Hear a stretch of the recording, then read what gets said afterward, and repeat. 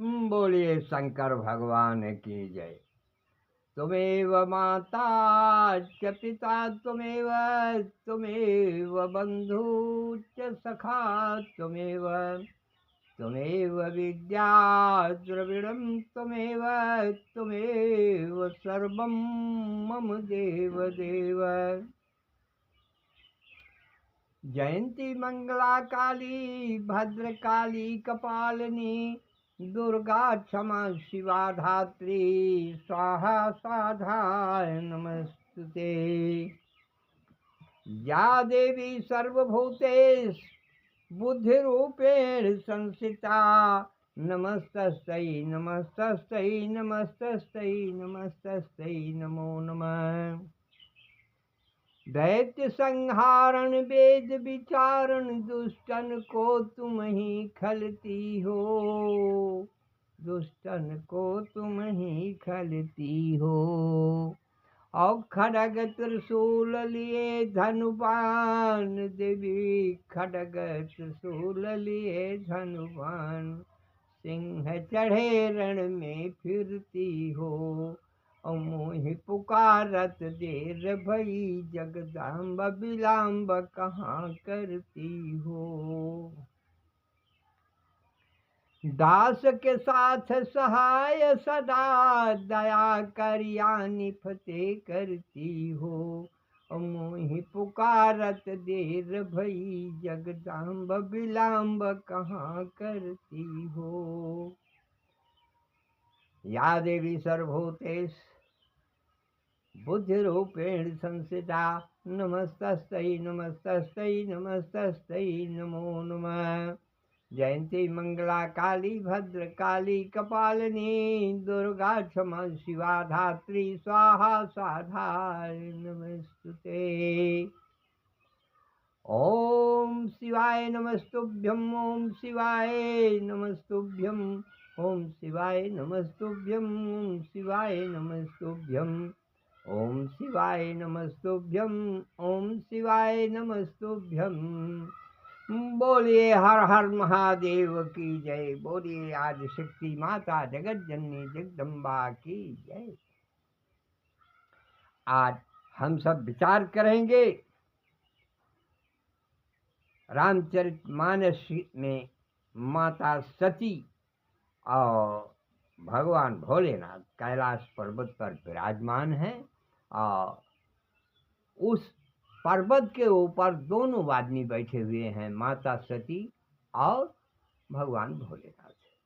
बैठे तो हैं दोनों आदमी, लेकिन उस पर्वत के ऊपर भोलेनाथ एक बट वृक्ष तैयार कर रहे हैं। क्या तैयार कर रहे हैं? बट वृक्ष, जहाँ की सिर्फ बर्फ ही बर्फ, बर्फ ही बर्फ है।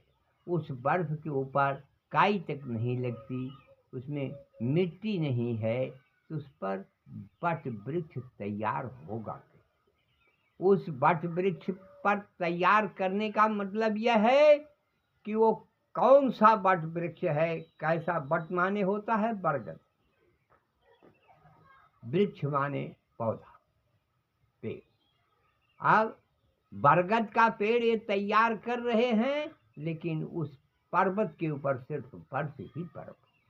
और बर्फ के ऊपर आज भगवान भोलेनाथ, माता पार्वती माने सती, दोनों आदमी विराजमान। लेकिन वहीं सती कोई वृक्ष नहीं तैयार कर रही, लेकिन भोलेनाथ वृक्ष तैयार कर रहे। क्या? अरे बट विश्वास अचल निज धर्मा, तीरथ राज सुकर्मा। बट विश्वास, बट रूपी, बरगद रूपी वृक्ष तैयार कर रहे। यह शरीर जो है यह भी बर्फ का है। और आज भगवान भोलेनाथ उस पर्वत के ऊपर इस धराधाम पर पहुंचाने के लिए इस बट वृक्ष को तैयार करें। आज माता सती कुछ नहीं कर रही हैं, लेकिन भोलेनाथ बट वृक्ष तैयार कर रहे हैं। किस चीज का? विश्वास का। और जब तक आपके अंदर विश्वास नहीं होगा तब तक आप कोई भी पाठ पूजा करें वो बिल्कुल बेकार है। हैं? विश्वास होना चाहिए।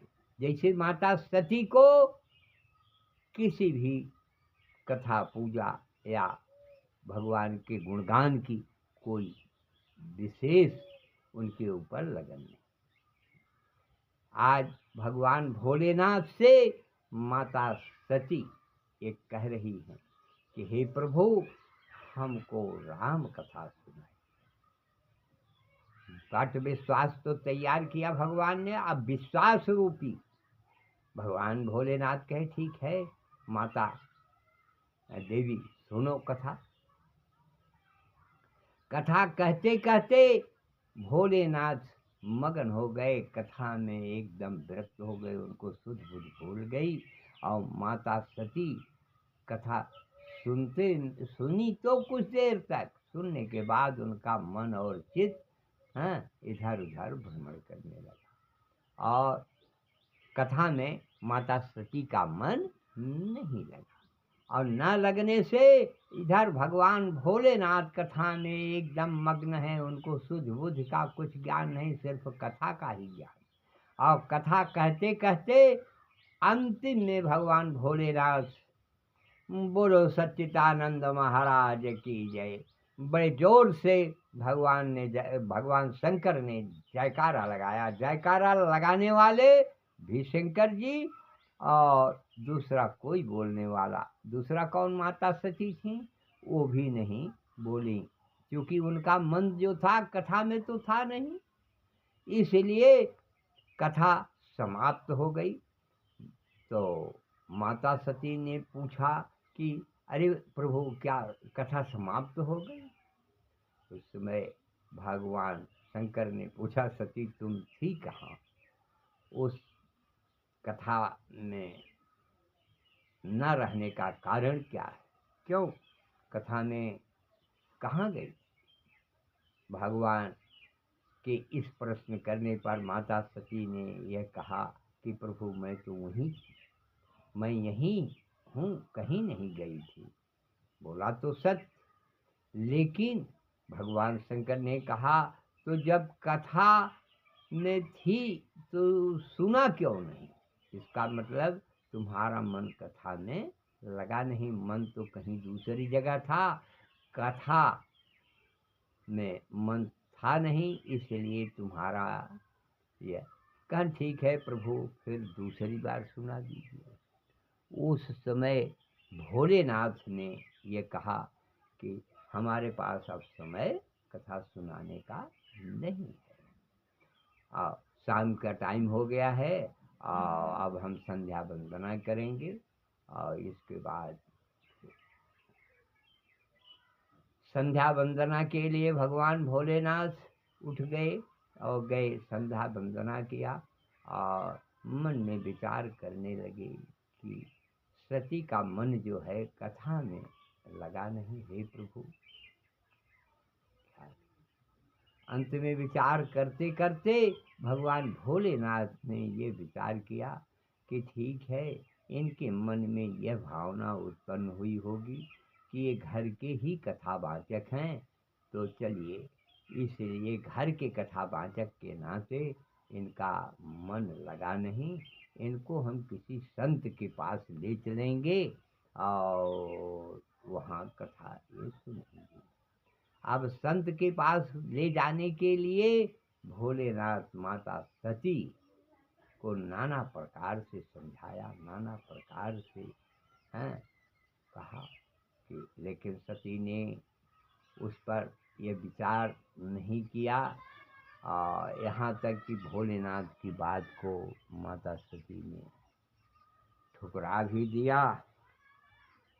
और ठुकराते ठुकराते अंततो गत्वा माता सती की यह जो भावना थी हो गई और कहा कि महाराज कथा जाइए आप सुनिए, हम पिताजी से पूछ करके चलेंगे।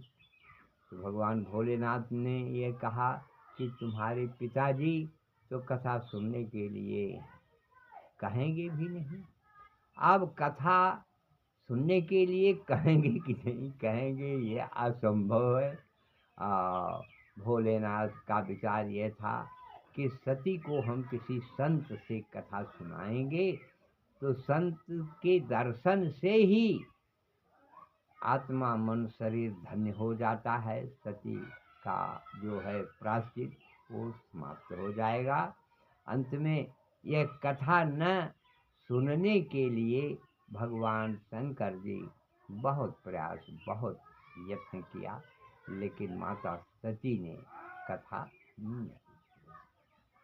अंत में यह करते करते भगवान भोलेनाथ बहुत प्रयत्न किया और करने के बाद माता सती को कहा कि चलिए। तो माता सती बार बार प्रश्न करती हैं कहाँ चलना है। कहें चलिए कुंभज ऋषि के पास चलेंगे, वहाँ कथा सुनें। माता सती ने कुंभज ऋषि का नाम लेने पर भोलेनाथ ने सोचा कि ठीक है, कुंभज ऋषि महान तपी है, महान ज्ञानी आदमी है, उनसे कथा सुन लिया जाएगा तो हम भी धन्य हो जाएंगे, सती भी धन्य हो जाएगी, सती का जो प्राप्ति है वो भी समाप्त हो जाएगा। लेकिन यहाँ कुंभज ऋषि का नाम सुनते ही माता सती ने कहा, अरे महाराज आप तो गजब आदमी हैं, कैसे हैं आप? दुनिया अपनी मान प्रतिष्ठा को बढ़ाती है और आप अपनी मान प्रतिष्ठा को घटा रहे हैं। आपसे बढ़िया कौन कथावाचक है? और कुंभज ऋषि क्या कथा बांटेंगे? कुंभज माने होता है घड़ा। अब आप एक समुद्र हैं और एक घड़े के पास जा रहे हैं आप कथा सुनने के लिए। यहाँ माता सती ने संत का तो अपमान किया, भोलेनाथ फिर भी टकरा दिए कि देखिए ये इनके मन की भावना जो है ठीक नहीं है, ये वहाँ पहुँचेंगी तो कुछ न कुछ असर इनको आ ही जाएगा। कथा सुनने पर इनका चित्त मन बदल जाएगा और ये भी धन्य हो जाएंगी। अब बहुत बढ़िया करके फिर नाना प्रकार के प्रश्न किया कि क्या महाराज वहाँ चलने से क्या, यहाँ घर रहें अपना, आप जाइए कथा सुनिए, या करिए वह करिए। लेकिन भगवान भोलेनाथ ने माता सती को ले तो गए कुंभज ऋषि के पास कथा सुनने के लिए लेकिन वहाँ जाने पर कुंभज ऋषि का भी निरादर किया। कुंभज ऋषि बड़े आदर के साथ कथा तो बांट रहे थे, लेकिन जब सामने आए तो हाथ जोड़ करके प्रणाम किया और नैनों से आंसू की धारा गिरने लगी कि आज मैं धन्य हो गया और हमारी यह पर्णकुटी धन्य हो गई कि भोलेनाथ और माता सती दोनों आज हमारी पर्णकुटी पर आए। ये हम धन्य हुए और हमारी यह कुटी धन्य हुई और इसमें बैठे हुए जितने संत हैं वो सब धन्य हो गए कि आज भोलेनाथ और माता सती का। उस समय पर बाबा तुलसीदास जी ने बड़ा अच्छा लिखा कि जगत जननी एक बार त्रेता युग माही, असंभव गए कुंभज ऋषि भाही। और संग जग जननी भवानी, वहाँ पर जगत जननी माता, जगत की माता आज भवानी भी कथा सुनने के लिए, हमारे भगवान राम की कथा सुनने के लिए जा रही। वहाँ जाने पर माता बड़ी बढ़िया बहुत उच्च उपाधि बाबा तुलसी ने दिया, जगत की माता, पूरे संसार की माँ आज हमारी जो है यहाँ कथा सुनने जा रही हैं हमारे प्रभु श्री राम। लेकिन वहाँ जाने के बाद माता सती ने बैठ तो गई, लेकिन कुछ समय कथा नहीं सुनी। भगवान भोलेनाथ ने सोचा कि चलो कल दूसरे दिन कथा सुनेंगे, और इस तरीके से समय जो है पार कर गई। कथा विसर्जन कर रहे हैं, आगे कल कथा कहेंगे। कथा विसर्जन होत है, सुनहु देव मन लाए, जो जहाँ से प्रभु आए, तह का करहु बयान। बोलो सियावर रामचंद्र की जय, बोलिए हनुमंत लाल की जय, बोलिए हर हर महादेव की जय।